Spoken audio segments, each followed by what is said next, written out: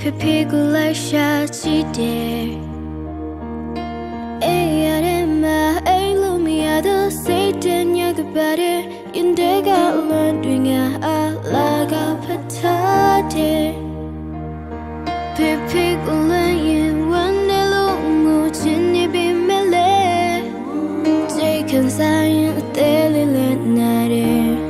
ဖြစ်ဖြစ်ရဲ့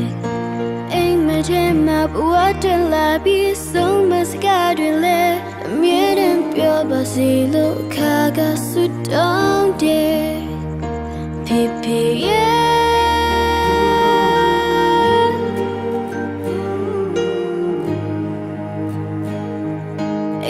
တရားနေတယ်ဖြစ်ဖြစ်ရဲ့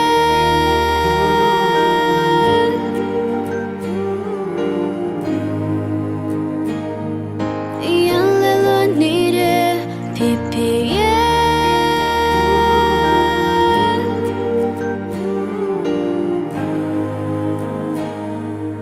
ကောင်းကင်ကြီးမှာရှိနေမယ်ထင်တယ်